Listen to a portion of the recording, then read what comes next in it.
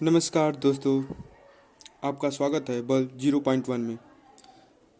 आज मैं प्रयोगात्मक भूगोल के बारे में बताऊंगा। कार्टोग्राफी का ये सबसे महत्वपूर्ण चैप्टर है साइनसॉइडल प्रोजेक्शन, और इसे हिंदी में बोलते हैं साइनसॉइडल प्रक्षेप।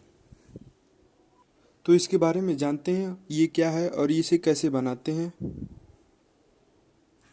क्वेश्चन को हल करने के बाद ये आपको फिगर में इस तरह दिखेगा, बनाने के बाद, सॉल्व करने के बाद। ठीक है।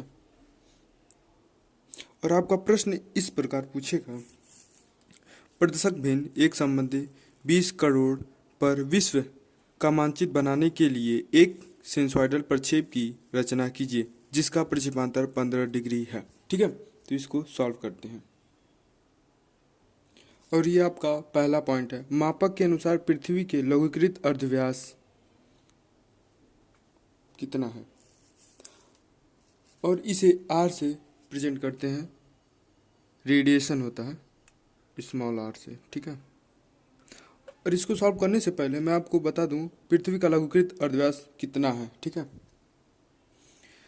पृथ्वी का वास्तविक व्यास 3956.75 मील या 250699680 इंच या 6367.75 किलोमीटर या 63677500 सेंटीमीटर है।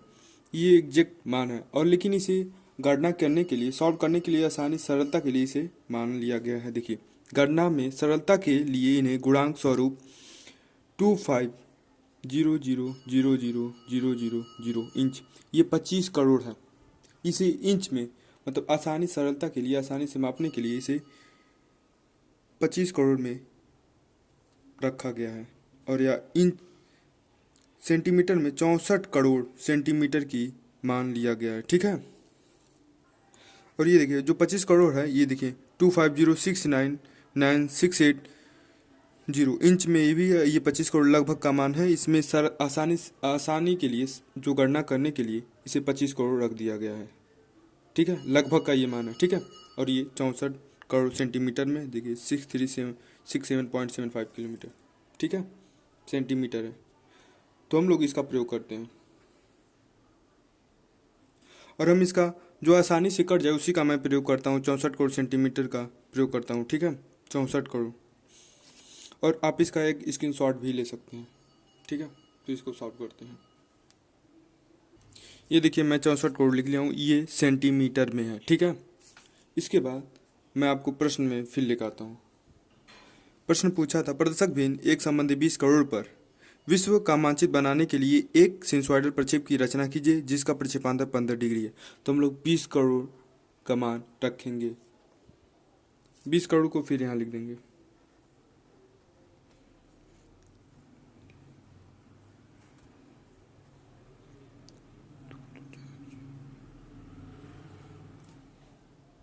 और इसे हम लोग भाग देते हैं। सॉल्व कीजिए, आप भी सब सॉल्व कीजिए। कितना आएगा ये देखिए, 30 से 30 ऊपर कट गया, 20 ऊपर, फिर 20 बचा 64/20 बचा।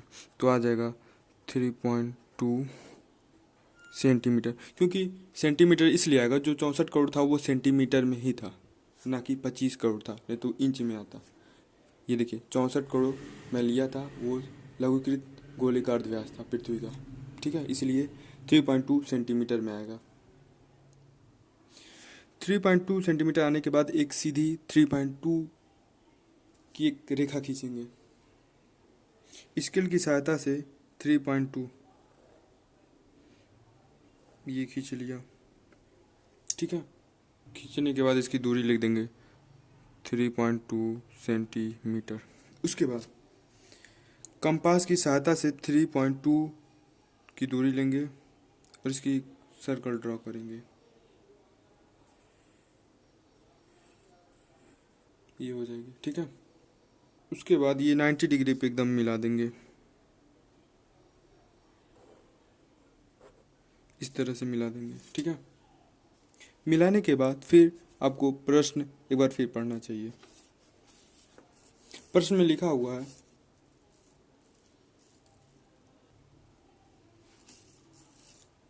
प्रदर्शक भिन्न एक संबंधी 20 करोड़ पर विश्व का मानचित्र बनाने के लिए एक सिनुसॉइडल प्रक्षेप की रचना कीजिए जिसका प्रक्षेपांतर 15 डिग्री है। ठीक है,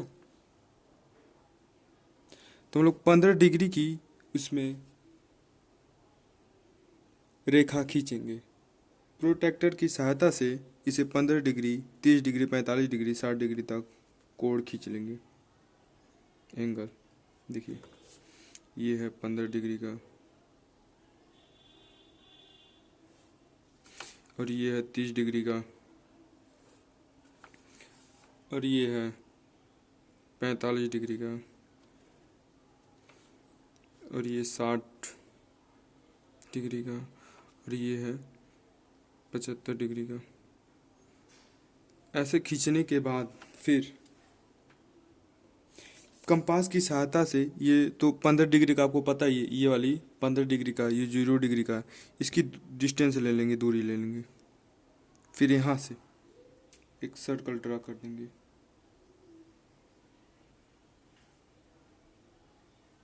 ठीक है, हो जाने के बाद स्केल की सहायता से इसे खींच देंगे ऐसे। ये 15 डिग्री की है, मैं 15 डिग्री लिख देता हूँ।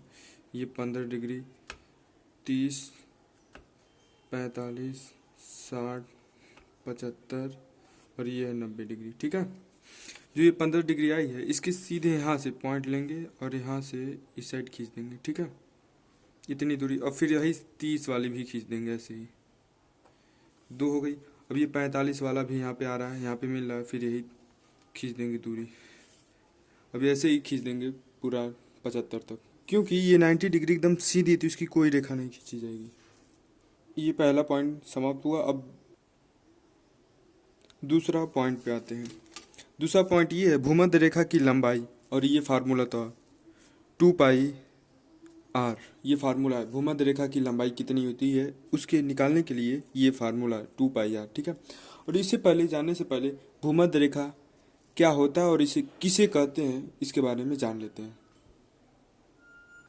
ग्लोब पर खींची गई रेखा को, पूरब से पश्चिम की रेखा को, उसी को भूमध्य रेखा कहते हैं। ये देखिए पूरब से पश्चिम की रेखा को जो खींची हुई ये काल्पनिक रेखा है, इसे ही भूमध्य रेखा कहते हैं या 0 डिग्री रेखा कहते हैं। अब तो समझ में आ गया होगा भूमध्य रेखा किसे कहते हैं, तो इसे सॉल्व करते हैं। 2 हो गया × पाई का मान आपको पता होगा 22/7 होता है। और आर क्या है, आर जो रेडिएशन ये निकाले हैं ना, आर रेडिएशन लघुकृत अर्धव्यास 3.2 है। तो इसे सॉल्व कीजिए और बताइए कितना आंसर आएगा इसका। सॉल्व करने के बाद ये आ जाएगा 20.11 सेंटीमीटर। ठीक है, भूमध्य रेखा की लंबाई होगी 20.11 सेंटीमीटर। तो भूमध्य रेखा की लंबाई होगी 20.11 सेंटीमीटर। तो खींच लेते हैं और इसे डिग्री भी डाल देते हैं, 0 डिग्री को ही बोलते हैं। ठीक है, ये हो गया भूमध्य रेखा। अब तीसरा पॉइंट पे आते हैं, केंद्रीय देशांतर रेखा की लंबाई, और ये फार्मूला है 2 पाई r/2।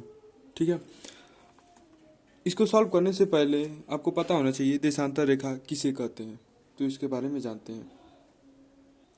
ग्लोब पर खींची गई नॉर्थ से साउथ की ये जो रेखा है उसी को देशांतर रेखा कहते हैं। ठीक है, और ये वाली रेखा होती है भूमध्य रेखा। ठीक है,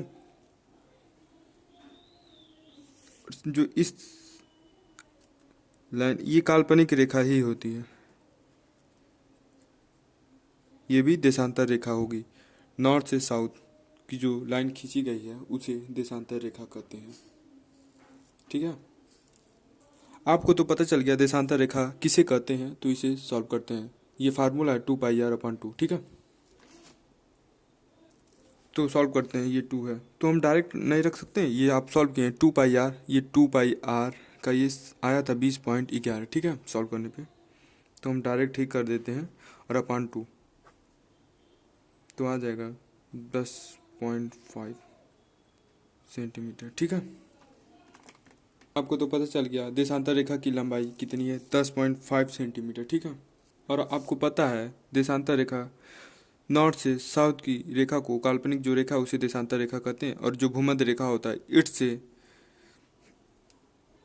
ईस्ट से वेस्ट, तो इसीलिए मैं डायरेक्शन लिख देता हूँ वेस्ट, ये ईस्ट हो गया, और ये इसे नॉर्थ है, ये नॉर्थ से लिख देते हैं, ठीक है, आपको कंफ्यूज ना हो। अब देशांतर रेखा खींचते हैं, ठीक है। देशांतर रेखा भूमध्य रेखा के बीचों बीच पॉइंट से ही खींचेंगे, ठीक है। तो ये 20.11 आया था, तो 10 पॉइंट यहाँ से हम खींचेंगे, वो भी 10.5 सेंटीमीटर की रेखा, देशांतर रेखा, ठीक है। तो आ जाएगा 10.5 सेंटीमीटर आ रहा है, तो ये भूमध्य रेखा दो बराबर भागों में बांट दे रही है 10.5 सेंटीमीटर को, ठीक है। तो हम लोग एकदम 5 पॉइंट इतना लेंगे, इतनी दूरी, ठीक है। तो खींच देंगे, एकदम बीचों बीच पे होनी चाहिए, क्योंकि 5.2 इधर आ जाएगा, 5.2 यानी 10.5 आ जाएगा इधर, ठीक है। ये 10.5 सेंटीमीटर की रेखा है, देशांतर रेखा है, ठीक है। इसे हम नॉर्थ लिख देते हैं और इसे साउथ लिख देते हैं, कंफ्यूज नहीं होगा। इसे खींचने के बाद चौथा पॉइंट आता है, भूमध्य रेखा पर कुल देशांतरों की संख्या कितनी होगी, ठीक है। और ये फार्मूला है 360 डिग्री अपान प्रक्षेपांतर, इसे आई से डिनोट करते हैं, इंटरवल है ये, इंग्लिश में बोलते हैं, और ये प्रक्षेपांतर है, ठीक है। एक बार मैं फिर आपको बताता देता हूँ, भूमध्य रेखा पर कुल देशांतर की संख्या कितनी होगी। ये रहा भूमध्य रेखा और ये रहा देशांतर रेखा, इस पे भूमध्य रेखा पे कितनी देशांतर रेखा होगी, जैसे ऐसे ऐसे नॉर्थ से साउथ, ठीक है।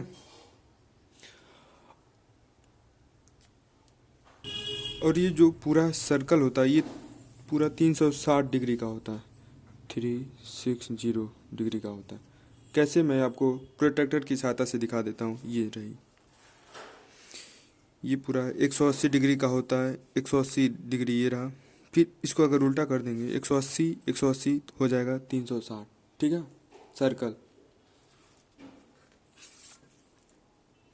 ये रहा 360, और ये प्रक्षेपांतर क्या है, प्रश्न में लिखा हुआ था कि 15 डिग्री का है प्रक्षेपांतर।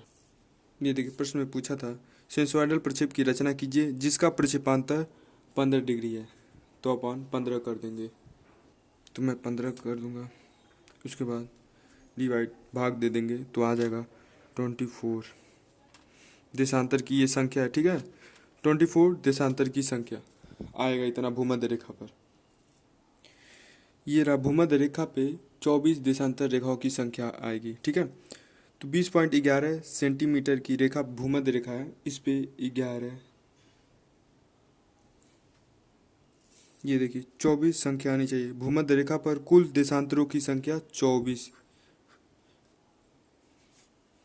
ठीक है। यहाँ से यहाँ तक की देशांतरों की संख्या रहेगी 24 रहनी चाहिए, ठीक है। अब ये पांचवा पॉइंट है, भूमध्य रेखा पर 15 डिग्री अंतराल पर दो देशांतरों के बीच की दूरी कितनी होगी। ये फार्मूला 2πr इक्वल टू प्रक्षेपांतर या इंटरवल अपान 360, ठीक है। पहले ये दूरी क्या, भूमध्य रेखा पर देशांतरों के बीच की दूरी मैं आपको बता देता हूँ। ये रहा देशांतर रेखा, ये रेखा देशांतर, इन दोनों के बीच की दूरी कितनी होनी चाहिए, जो 24 होगी भूमध्य रेखा पर, ठीक है। तो इसे सॉल्व करते हैं। जैसे 2πr का मान पहले हम लोग निकाल चुके थे, आया था 20.11, और n2 है, प्रक्षेपांतर कितना है 15 डिग्री का, और अपन 360 मैं डायरेक्ट कर रहा हूँ।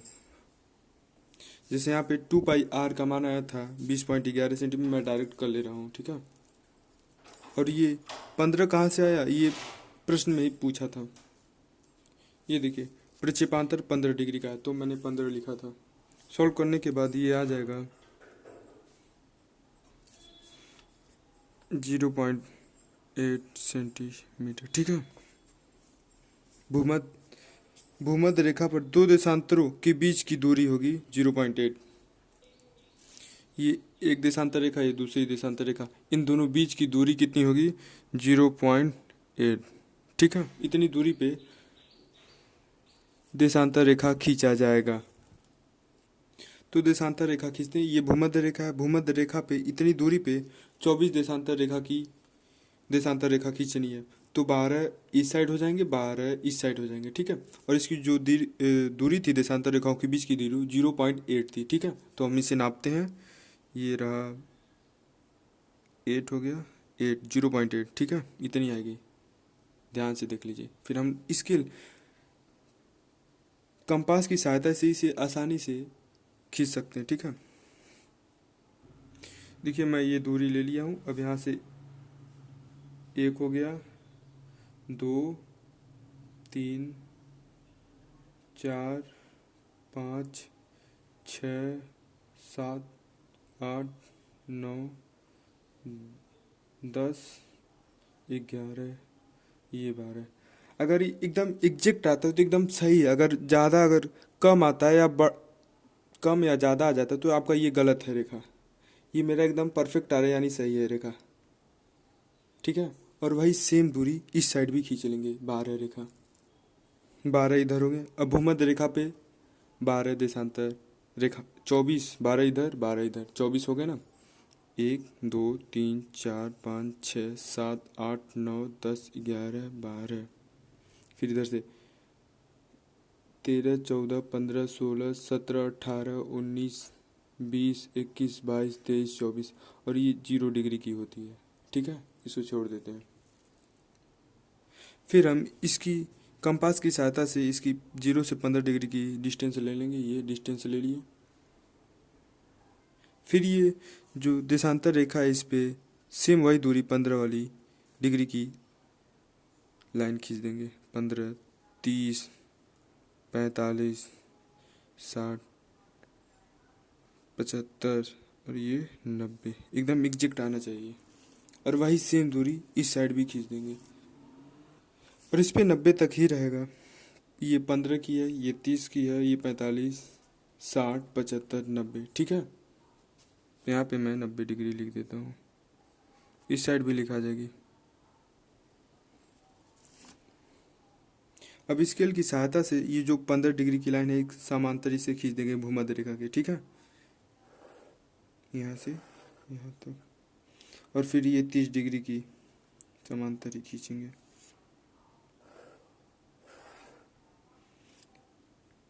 पैंतालीस, ऐसे ही सब खींच, ऐसे खींचा जाएगा। ऐसे ऊपर भी खींच लेंगे, ठीक है। 15, 30, 45, 60, 75, 90, ठीक है।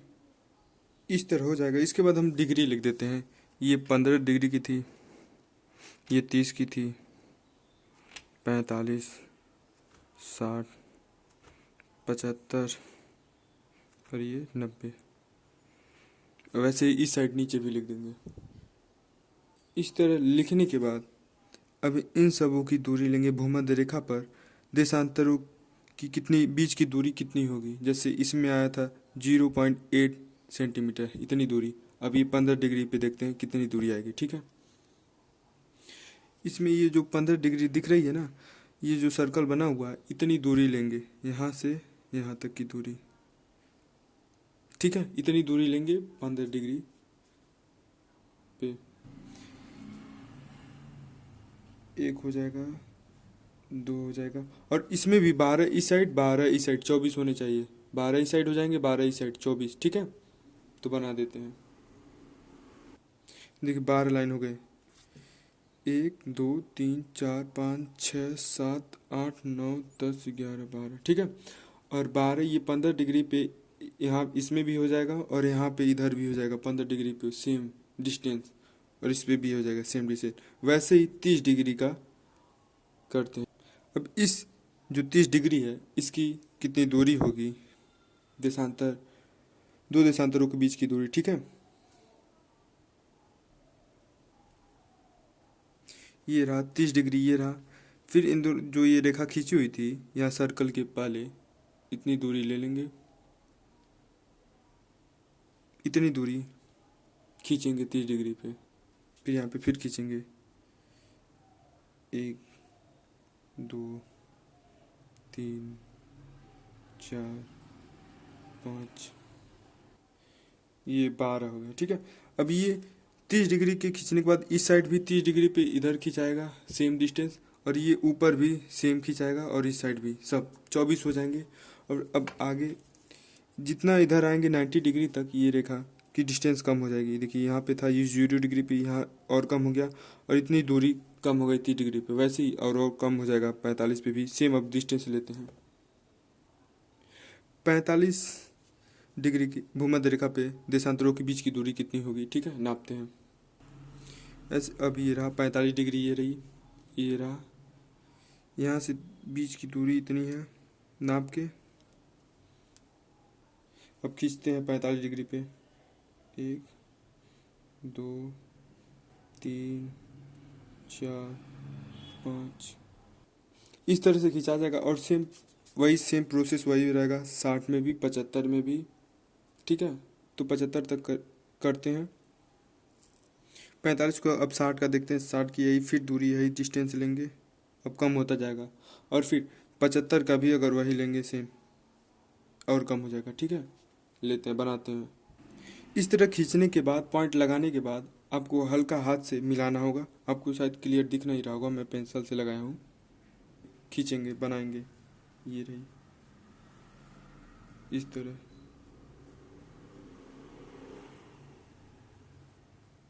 ठीक है, जो पॉइंट मिला हुआ है, देखिए इस तरह हल्के हाथों से बनेगा, एकदम पॉइंट से ही बनेगा। ठीक है, कि